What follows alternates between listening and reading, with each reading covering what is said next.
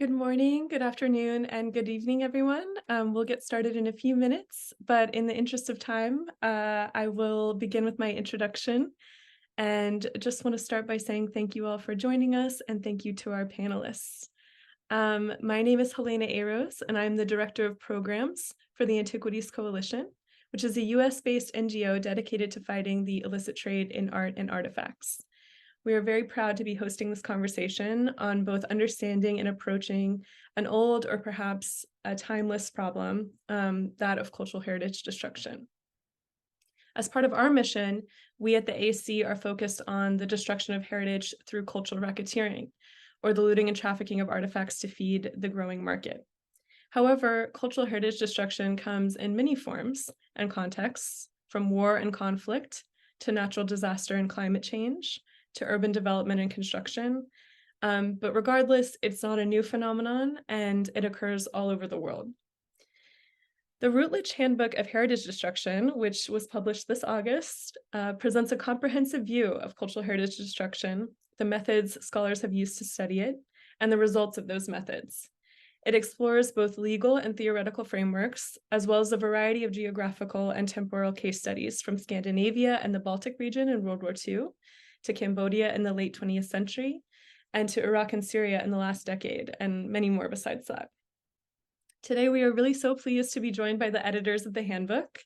For our format today, I will begin by introducing them briefly, and they will provide a short introduction to the book and its main topics following that. And then for the bulk of the discussion today, I will moderate a Q&A. So please feel free to type your questions in the chat box or use the Q&A function below if you have questions about the book or for the editors. Dr. Antonio Zarandona holds a PhD in art history, archaeology, and heritage from the University of Melbourne and researches the intersections between heritage, art, and the media. He has held fellowships from the British Academy and Columbia University, and he is currently a reader in heritage at Newcastle University. And Dr. Emma Cunliffe holds a PhD in archaeology from Durham University and is a senior research associate for the UNESCO Chair in Cultural Property Protection and Peace at Newcastle University. She is also part of the Secretariat for Blue Shield International, which is an NGO dedicated to cultural heritage protection in conflict and disaster. And she also serves as the Secretary of the UK National Committee for Blue Shield. And unfortunately, she's unable to join us today, but Dr. Malathi Salim holds a PhD in heritage studies from Deakin University, and she researches the politicization of heritage and archaeology across Asia and the potential of heritage for resilience building. She is co-chair of the Sri Lanka ICOMOS National Scientific Committee on Intangible Cultural Heritage and is currently a lecturer in cultural heritage and museum studies at Deakin University. So really a distinguished panel. Thank you so much to the editors, and I'll turn it over to you. Thank you, Helena. Well, it's a pleasure to be here and to be able to talk about this book that I co-edited with my wonderful editors Emma and Melati, and that it took us a long 3 years to get it into our hands.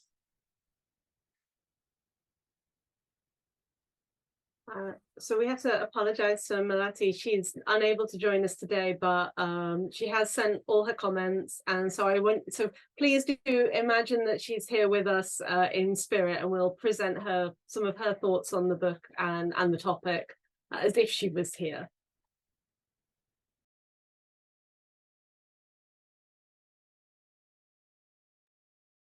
So I think maybe, Antonio, maybe if you start by just sort of describing the book a little bit and how we sort of structured it, and then we can talk a little bit perhaps about what we did and didn't cover in it.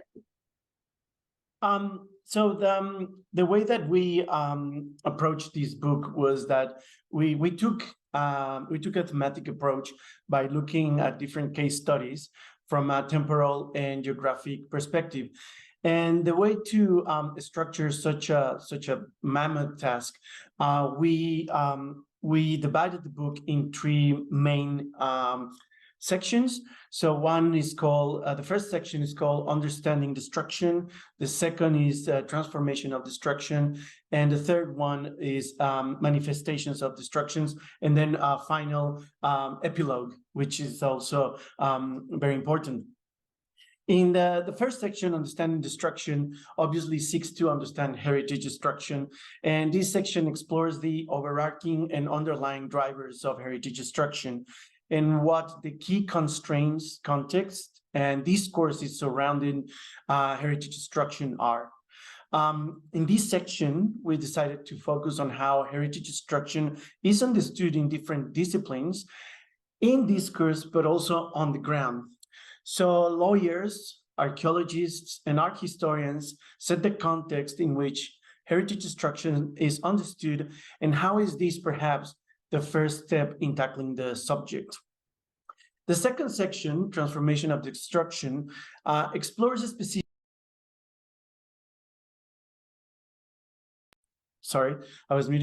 in which heritage destruction is interpreted, recognizing how drivers and context change, and in turn change our understanding in how various parties use and shape heritage destruction for their own ends. In this section, we wanted to focus on a specific context in which heritage destruction occurs, but without being fairly specific. So the section provides the tools and the frameworks to understand how heritage destruction is transformed depending on the context in which it is set. So the destruction of heritage due to geological or atmospheric changes in the environment cannot be studied in the same way that contemporary artists who destroyed heritage are analyzed. So these transformations must be taken into consideration. The third section, Manifestations of Destruction, looks at the specific geographic and temporal case studies that explores nuanced expressions of specific situations of heritage destruction. While these case studies are context-specific, the issues they raise and explore are obviously relevant to interpretations of heritage destruction on a global scale.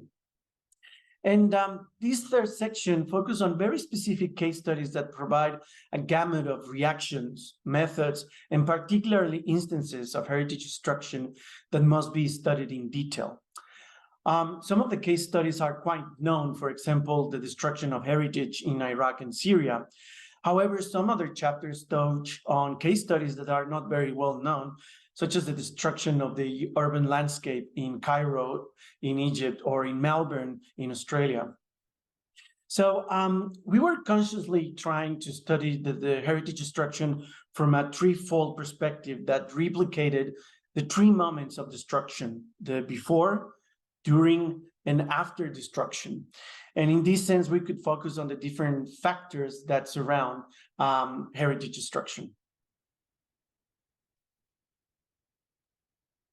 So one of the things that Malathi would have said if she were here with us today, that I think it's a really important point, and this is something that she's really brought to the whole process of this book. We have 33 chapters in the end, so it's quite a big book, but it needs to be to address a topic of this size. And she was really, really emphatic, actually, that the book has a very conscious approach to center the voices of people who are from the countries we're talking about and who are speaking about their lived experience of heritage destruction. So this isn't, a bunch of people sat in Newcastle University writing about places we may never even have been to, but actually, as far as we could, we have writers from Iraq, Syria, Palestine, Egypt, Latin America, writing about their country and their experience. And it wasn't about, and it was about letting them have a voice to say what they wanted to about their situations.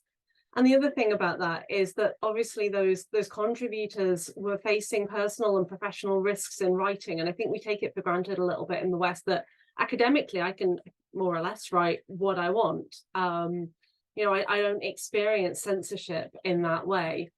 But some of our contributors, especially if they were, embedded in state structures, they had to be quite creative in what they could and couldn't say about heritage destruction and the impacts on communities. And so one of the big insights we got as editors was what may not be possible to say, or what wasn't said, or how something was said. And I think for us that really enriched our understanding of heritage destruction, because we knew what they weren't able to say as much as what they were. That's really interesting. Yes, go ahead, Antonio. Sorry. Yeah, this of course is important to mention, because we couldn't cover all the types of destruction, and it was very difficult to, in a way, make a selection of what we could include or not in the book, and well, it all started basically with. A few years ago, I started thinking about the lack of established methods to study heritage destruction, because researchers and practitioners use their own methods that they think are most suited to their particular case studies. And of course, this lack of methods, it's a problem because one method cannot always be applied in all contexts. And so the variety of methods obviously translates into a multidisciplinary perspective when studying heritage destruction. So, I was asking myself which methods are most usable to use. And then, of course, that also made the decision about to cover everything, that to some extent, we decided that it was going to be the choice of our contributors. Yeah. Yeah, that makes perfect sense. And it brings me to a question that I had, which was, as you mentioned, you have all of these case studies, some that we think of more than others, World War II or Palmyra, but also, like you mentioned, cases of construction and building in Melbourne. And so why was it important to include all of these different kinds? Was it sort of, as you were saying, based on the choices of the contributors, or was there any that you wish, as you were kind of saying, Emma, that you knew you were leaving out that you had wanted to include? So a little bit of both. All of the editors have researched and worked in context of peacetime destruction, and we've all seen the effect on heritage. Bill Bryson is a British travel writer, and he sort of famously wrote that English heritage was being nibbled to death. And actually, the statistics for heritage destruction when it occurs in peace are really high, but because it doesn't have that kind of crisis wow factor, it's not really worthy of comment. Like, last week, the UK, our national English body for heritage management is Historic England, and they do an annual heritage at risk report. Well, last week they said, well, we've got almost 5,000 sites at risk, but that media focus is on crisis. And we really wanted to redress that imbalance and highlight that it's not all about the crisis factor, that actually this is happening all the time, every day. And crisis research often speaks of all heritage, but actually, the reality is that heritage destruction in crisis and in peace, it has specific patterns. There are areas and like geographic contexts that site types are damaged in. So urban contexts are particularly at risk in conflict, for example, but only where the fighting is. You can have fighting on the front lines that has one effect, and then on the other side of the country, people might just still be getting on with their farming and farming into sites that would be protected normally, but the security situation allows them to act differently. And so we really wanted to try and sort of bring some rigor into the research of this phenomenon of heritage destruction by bringing all these different contexts together to demonstrate the range by putting them alongside each other, which doesn't happen as often as it should do. Anything to add, Antonio? Yeah, and then of course, the things that we didn't cover. Obviously, we could not cover many instances of heritage destruction for a variety of reasons, time constraints. Also, as Melati always made the emphasis, we did this book because of COVID. During COVID. So obviously, some contributors were not available, or for example, the destruction was fairly recent, such as the statues in the USA, and in some parts of Latin America, as well as here in the UK. And likewise, the Black Lives Matter, the Lives Matter movement was only briefly mentioned, given the historical distance that one needs to have before one can start interpreting the destruction. In many cases, it was the choice of our contributors that help us also shape the content, because we would be having these discussions with them about, they would suggest, or that they would provide some examples, and we would say, sure, that works because, that also has relationship with such chapter and subchapter. And in some other, cases, well, the contributors decided that, it was what they wanted to write about because they were experts on that specific topic.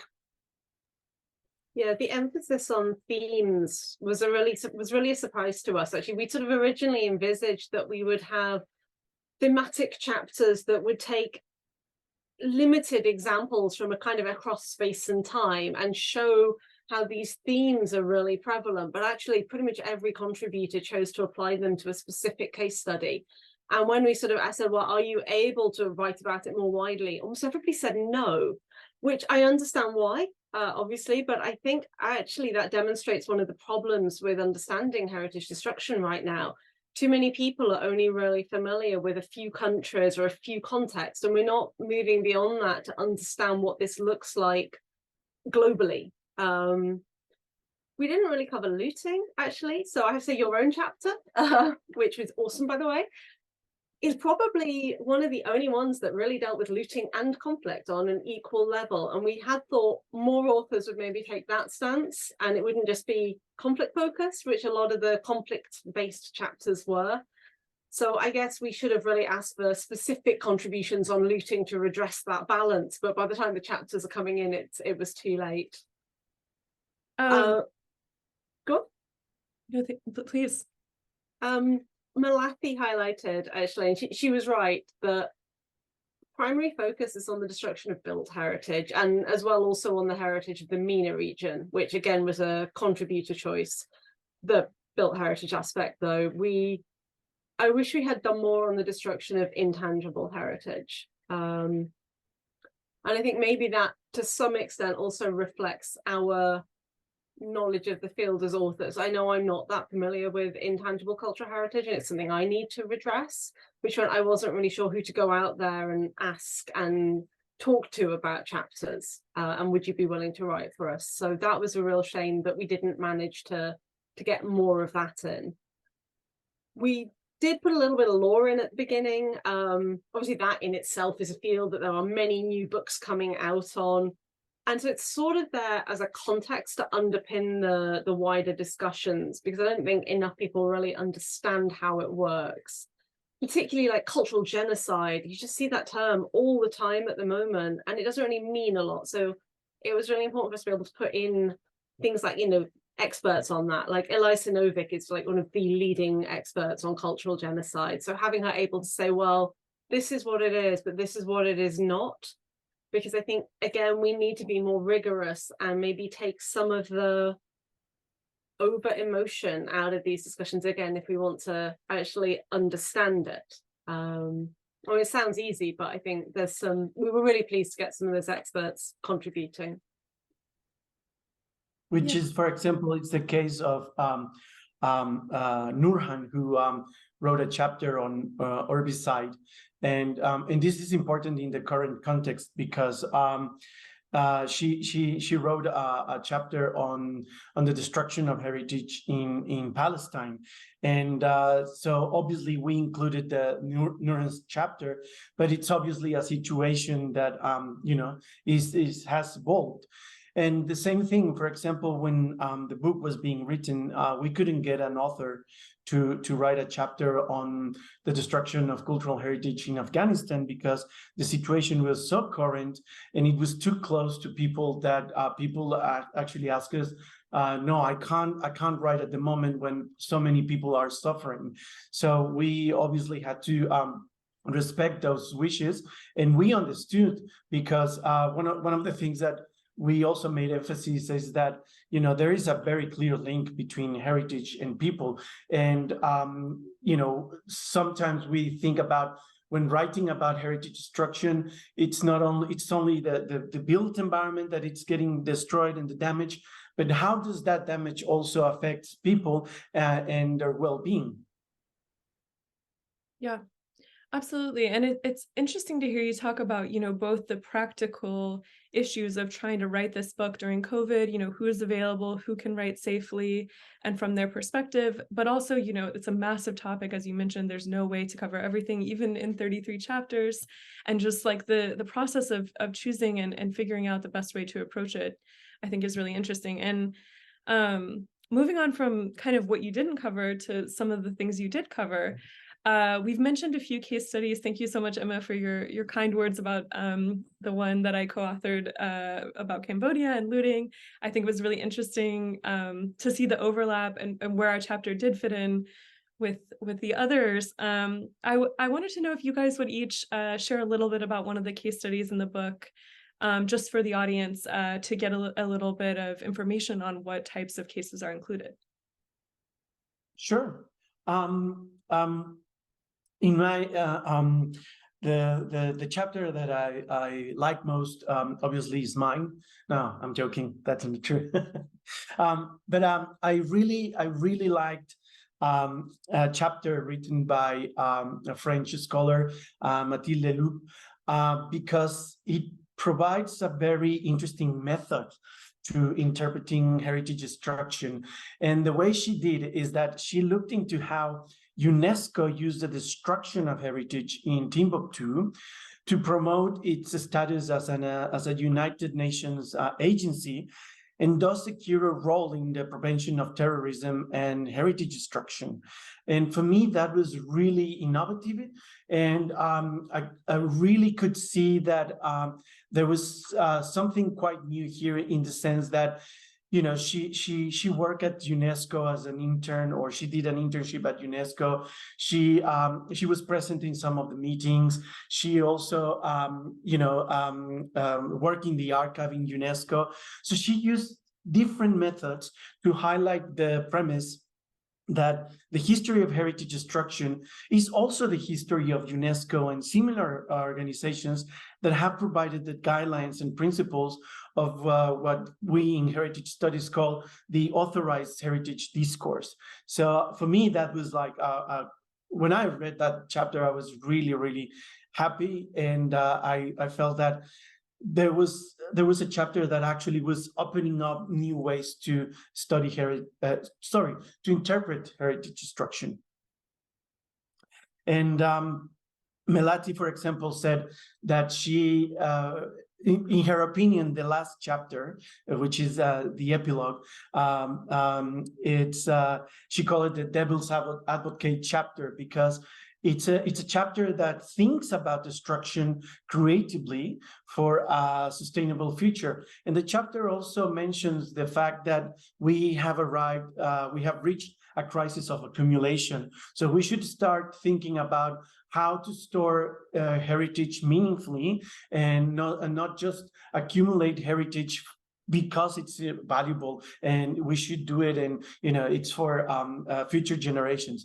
And the way that the two authors of the chapter did it was also very interesting, because they provided a very critical view on why are we at this point in heritage destruction. And that one was by Cornelius Holtorf and I'm going to say his name wrong now, Troels Christiansen. I hope I got that right. But yeah, so they do a lot of work on heritage destruction and why we preserve it, and how we can change it in the future. So I'm going to be cheeky because I can. I'm going to name two because I couldn't choose. I think one of the contributions I'm really pleased that we were able to get is one by a consultant for Blue Shield called Jennifer Price Jones, and she works as in the humanitarian sector. So she's one of the people, she's a practitioner, she's not a heritage professional, and she's doing some of the leading cutting edge work on how and why heritage destruction might be a humanitarian issue. And I think that's really critical, because we bandy that around a lot. We talk about it so much. Heritage is about people. It's clearly a humanitarian issue, but actually the way the humanitarian sector works, it has its own rules, its methods, its theory, its principles. It has a massive funding crisis. And it's not enough just to say, well, we like heritage and people like heritage, so humanitarians should care about heritage. That's not how that works. And I found her chapter a really eye-opening way of trying to reconcile two actually quite different and opposing views, and actually look in detail about why they are the same and why they're not, and what we can do about that if we really want them to merge together in the future. And I found that a really valuable chapter. But the other one I specifically asked for was Nicola Marchetti and Federico Zaino work in dams and archaeology. And I really like that one because I think most people ignore dams for a start when they think about heritage destruction. They just kind of say, oh, hydroelectric power or something. But also most of the archaeologists I've ever worked with make these sweeping generalizations that sort of go, there is a dam, everything is destroyed.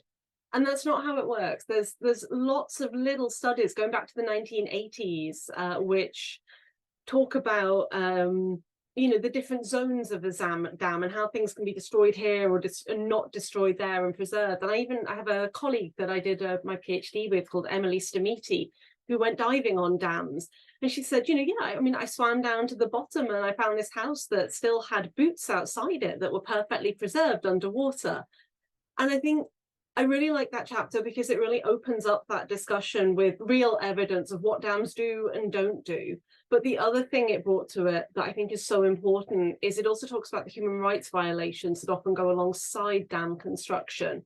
And so it wasn't just saying, well, sites get buried and that's really sad, but I was actually talking about the human impacts as well. And we don't link those two often enough. So I think both of my favorite chapters were the ones there that really talked about heritage, but heritage and people and why they so often go side by side and how that relationship can be misunderstood and how we can work to improve it.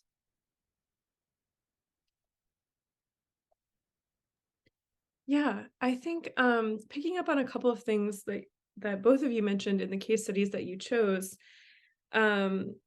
the epilogue, looking from now that we've discussed the book a little bit to the future, to studying this issue, and what we learned, what you both took away from the overall themes of the book, and also really this critical point you make about the human connection. Even in scholarship, as you mentioned, it's not always clear, but certainly in law and policy, it must be really clearly defined in order to have action. And this is something that we work on a lot at the Antiquities Coalition is strengthening law and policy. So, we've talked about heritage destruction and conflicts, war, but also globalization, natural disasters. We've mentioned writing a book in the pandemic. The pandemic had huge impact on cultural sites and cultural property around the world. And we've seen, I think in some of these case studies and just, I'm sure in your own work, that when a crisis occurs, the international community can sometimes scramble to put in place a solution or protective emergency action. But,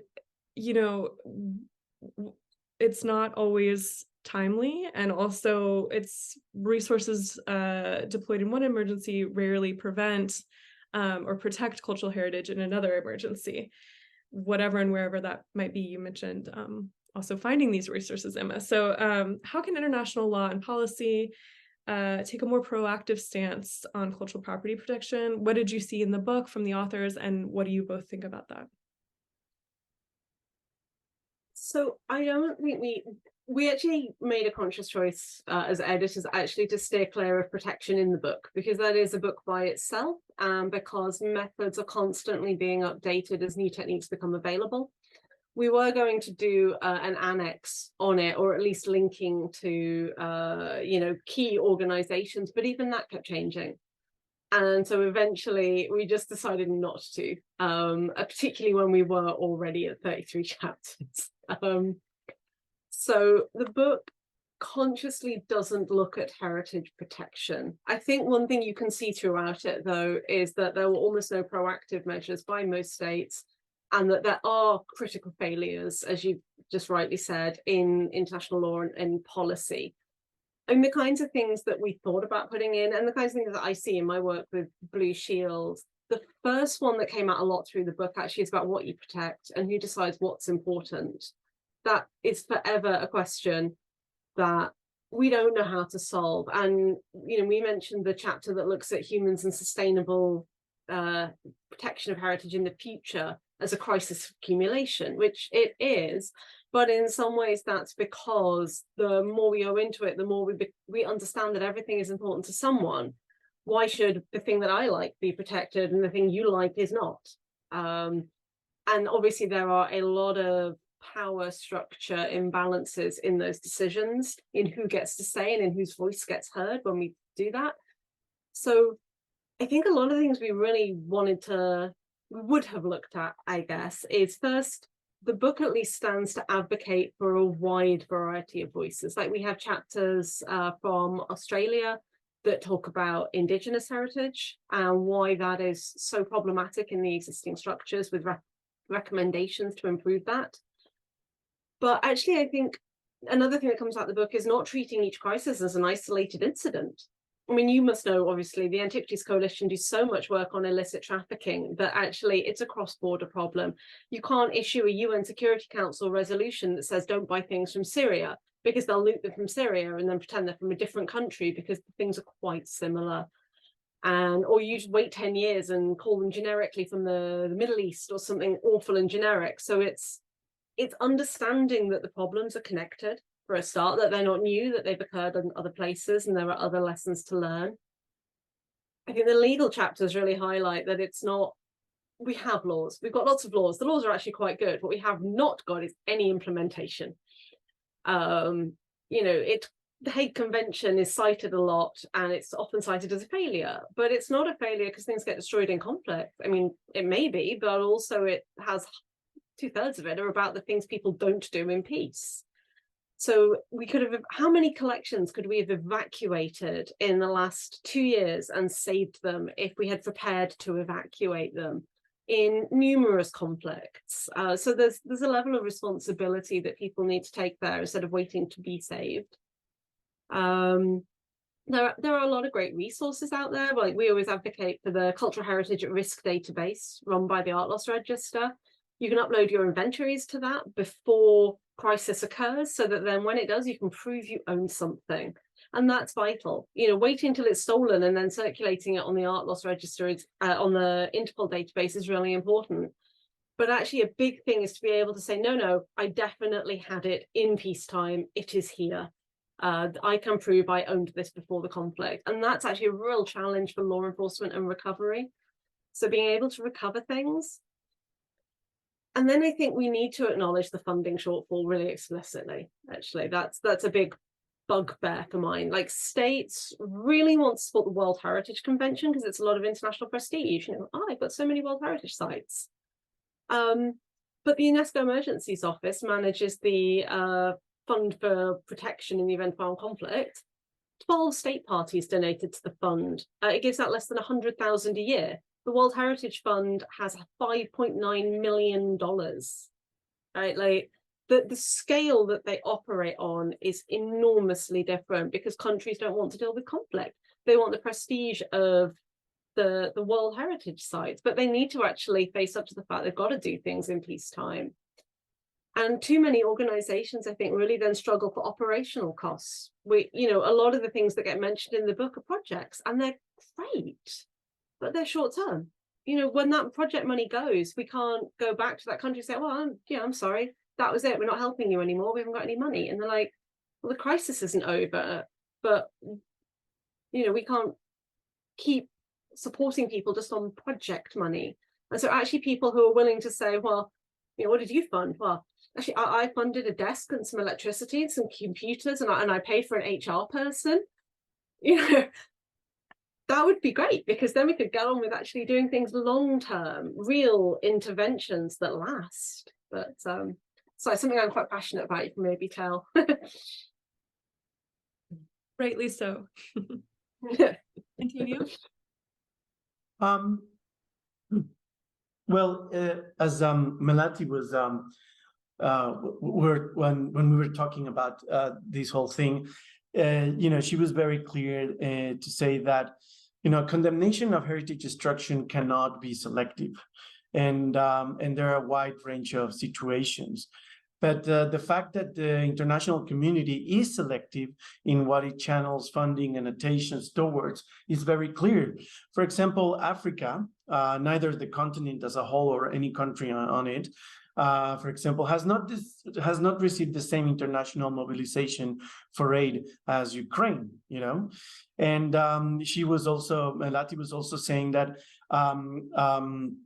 just recently there was an extensive damage after a fire at the National Museum of Indonesia, which went largely unnoticed, you know. And if you think about it, when the National Museum in Brazil caught fire, you know, everyone was talking about it. You know, the bottom line is, in my opinion, that there are too many crises around the globe that even institutions and organizations which work to prevent heritage destruction need to be selective. But having said that, it is difficult to know how this selection is made and what criteria is used to give preference to some conflicts over other ones. Yeah, absolutely. And I think something that we talk a lot about as well is prioritization. You're making a really interesting point about like who decides how to prioritize this as an issue and what. But for example, you know, we've just seen that the British Museum, after the theft of objects from its collection, now it has prioritized the documentation and it's brought the funding on board to do it. You know, and so sometimes these crises can alert others to the issue and bring the funding, but such a good point about it needing to be not just immediate funding to solve the issue, but long-term kind of sustainable solutions created in context with the community. I want to remind the audience, please feel free to add any questions that you have in the chat or in the Q&A function based on what you've heard so far today or the book.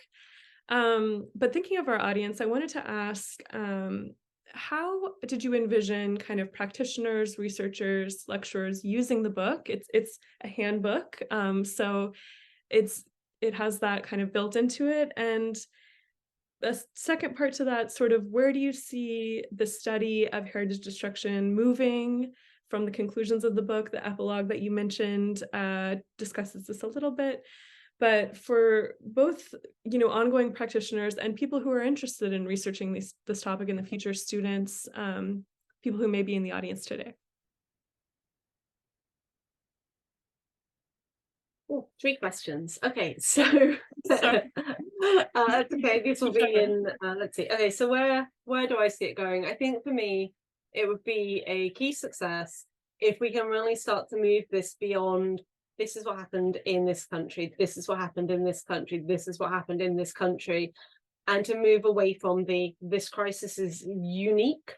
I would think that would be a huge success to really start to pull together overarching comparisons, because I think we can't understand why we're selective in some ways until we can do that. And if we can't understand why and how we're selective, we can't address it. So that's what I would really love. That would be a big win for me going forwards. So how to use it?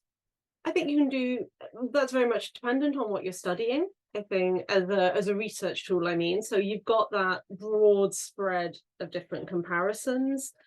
But you've also got the context that I think not enough people necessarily read. You know, so you've got some laws and some sort of wider theory at the front. You've got different case studies across time that you can draw your own conclusions from. But also, if you're only interested in a particular phenomenon, you just want to use international agencies and what have they done in conflict, hopefully the index is there for you. I have to say, I think the index was probably the hardest part of the book.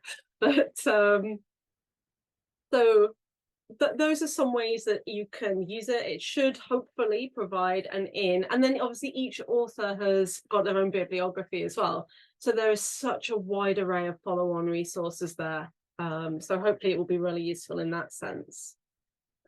And then how do you get into the field? Well, I think one of the things that Melati was really keen to talk about was that for it's key to listen to the voices on the ground, right? To respect their expertise. And maybe it doesn't agree with yours, and that's okay. Respect that anyway, because these are the people who are there, who are living this. And it might not be what your books or theory says about how you're supposed to understand a situation, but that doesn't matter.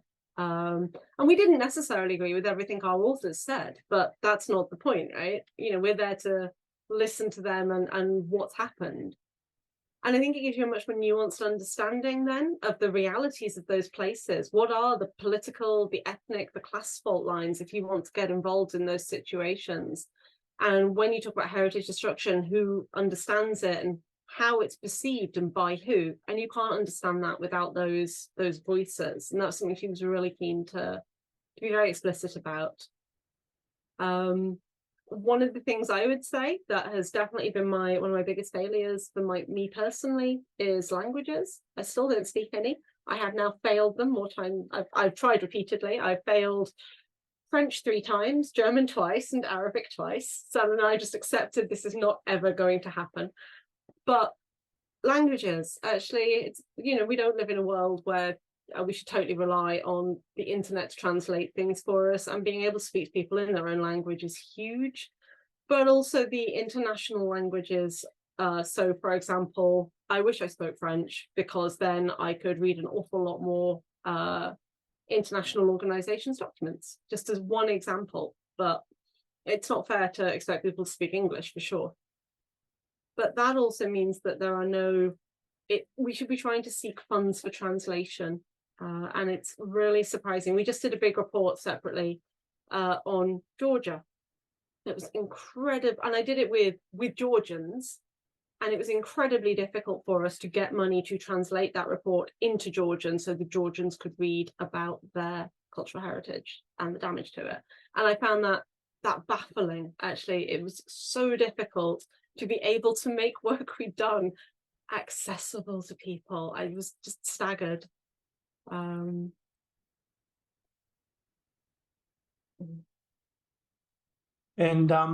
speaking of languages, I mean, we also acknowledge that we are also part of the problem, because our book is in English. It's was written in English, and also the cost turned out to be prohibitive for some of the countries contributing to the book. So of course we didn't know what to do about it, but obviously acknowledging it is a first step, because the lingua franca in these days is English, for better or worse. But the fact that if you keep thinking that just by speaking one language will get you far in terms of studying heritage destruction, that's going to change. And to answer your question, Helena, as to how do we see how do I see where heritage destruction and scholarship is going on?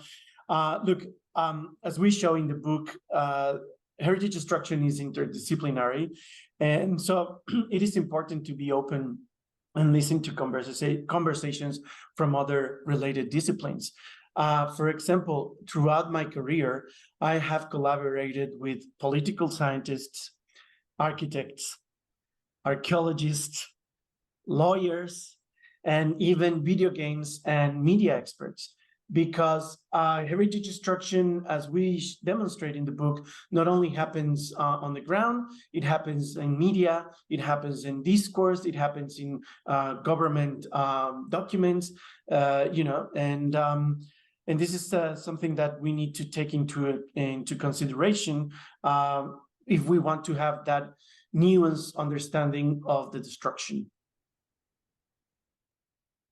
So, yes, Emma, go ahead. No, go on, please. I was going to say, we say this all the time at the AC, I'm an archaeologist, but I don't know how to fight cross-border crime. It's very interdisciplinary, the way that these things connect. And Emma, to your point. I was just going back to what you'd said about like how do people get into the field, and there is a question in the chat on that about sort of ways to get in. So I suppose the first thing I would say is I get a lot of, through the Blue Shield side, I get a lot of requests for volunteering.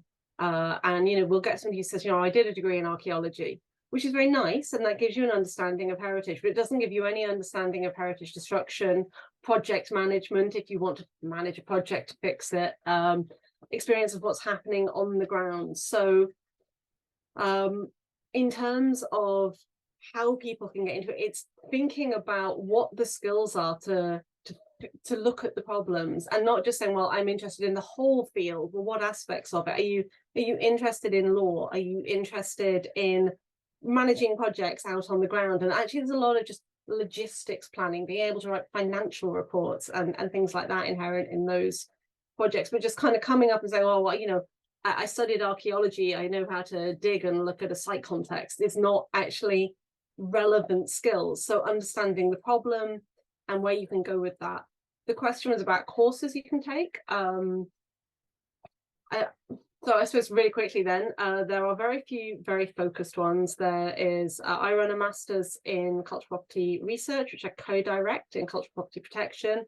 There's a very practical course, and a master's at Turin University. There are some short courses you could take. You know, my email is on my staff profile page. Drop an email and I can find some of those and send them. It's probably easier. Yeah, and I think it's a great point that you absolutely don't have to come from an archaeology background to be engaged in this issue or working on this. And it bears repeating often. Looking at some of the other questions in the chat, and thank you to the audience. We have a couple about working on this issue with the UN and outside of it. One, UN resolutions and often law policy deal with countries and state actors. But what about when cultural heritage destruction happens with non-state actors, like with private companies in construction or non-state destruction in conflict? Well, for example, I did my PhD on the destruction of indigenous rock art in Western Australia, and the interesting fact about this destruction was that even though it was mainly prompted by mining companies, in reality, the investigation uncovered a whole problem in the heritage system in Australia, which dates back to colonial values of how indigenous heritage is actually valued in contemporary society. So it was not only that you know, non-state actors or terrorists are destroying the heritage, but in this case in Australia, the rock art was being destroyed physically by the mining companies, but the state was also complicit in destroying that heritage because of the way that they created heritage legislation. So it's the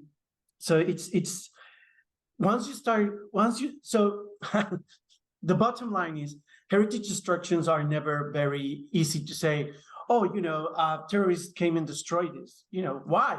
Because maybe there's an iconoclastic character nature of the fact, maybe, you know, has a religious or political motivation, but it's also always something above that it's also part of the heritage destruction. And that's how I feel that heritage destruction should be in the future, that, you know, we're not only researchers, but we're also trying to uncover so many things from the past that are wrong in terms of how do we value heritage today. I think the other thing as well, from the terrorist side of things, it's a big mistake to isolate it and say, well, terrorists blew up heritage, so heritage protection laws don't work. These things don't occur by themselves. You know, the destruction in Mali, the destruction in Syria, these occur alongside a huge number of awful things done to the people in those countries. And so we're not just talking about UN Security Council resolutions and heritage destruction, but also about, you know, the Geneva Conventions, the increasing actually attacks on hospitals and medical professionals. And so the real question in the sort of international law aspect is more, why is respect for all international law and the protection it gives people and their property decreasing? And there's a lot of studies being done on that at the moment, because obviously we don't want our hospitals destroyed any more than we want the places that we care about destroyed. And I don't have the answers to that yet, and I don't think anybody does, but it's part of a much bigger problem and it shouldn't be treated in isolation. Yeah, that's a great point. It's, culture, just like you said, it's so connected to human experience and to everything, even as we talk about how interdisciplinary it is an issue to study, we see those connections. And another question about IGOs, they're able to mobilize. We talked about this a little bit prior. We've seen it, for example, with Ukraine, as you mentioned, they're able to mobilize and come in and build calls for help. But how can we continue that action or continue protection, prevention after they leave? That one is for you, Emma. I'm afraid I'm not sure I understand the question completely. So I will try and answer it, but if I've misunderstood, I do apologize. So at the moment when I don't know about but when people go into a country and they leave, I think, yes, destruction does often reoccur. But I mean, so for us, for example, from one of the critical things to do is it's actually about capacity building in country and about working with in-country partners.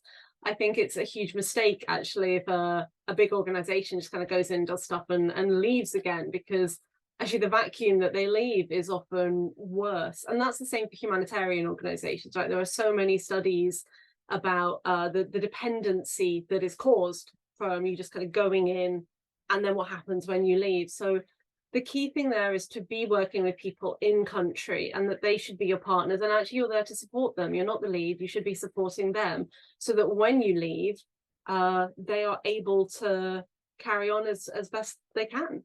Well, that's for us anyway. That's how we that's how we think we should be working.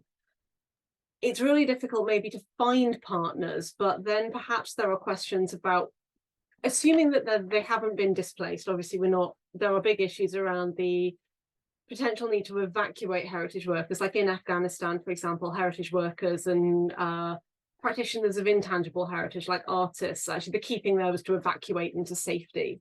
But assuming it's not a situation like that, if you can't find partners in country, then either you probably don't know the area that well, or maybe the thing that you want to protect is not the thing that's really important to them.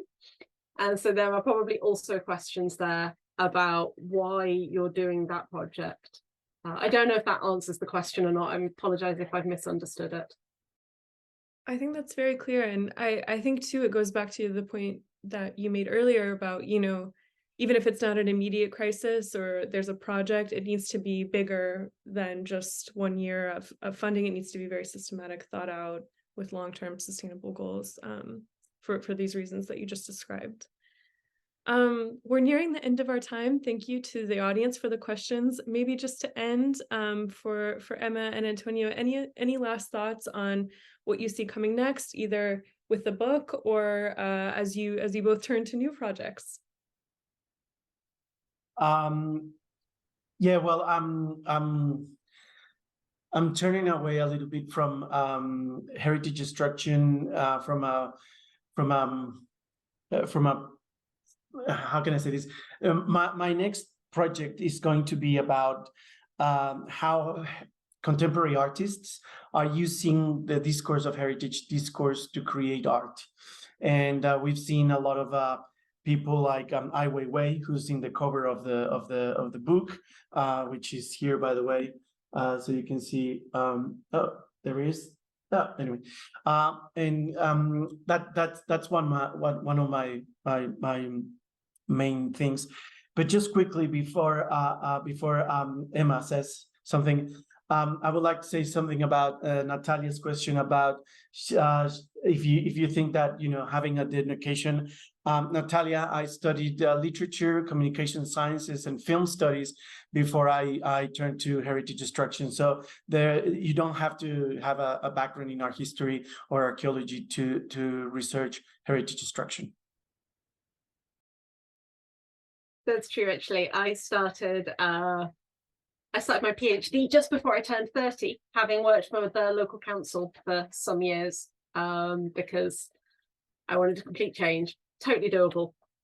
So my next projects are very funding dependent, as are they all. I'm really keen on advocating for countries to put measures in place in peacetime. That is always going to be a big passion for me.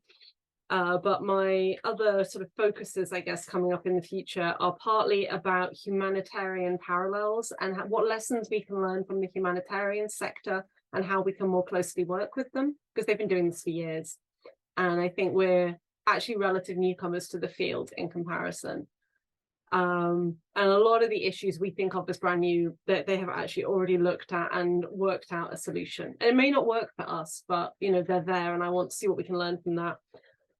And the other one that I haven't been asked since this morning is about whether if you put an emblem on a site, it will increase targeting in conflict, or whether it will increase protection. And I really want to do we've got so much anecdotal evidence. I really want to start doing systematic studies of that topic, because again, it's about what works for protection and actually getting the systematic data together to look at that. Whether I can get the funding for those, I don't know. If anybody has any millionaires in their pocket, that would be fantastic.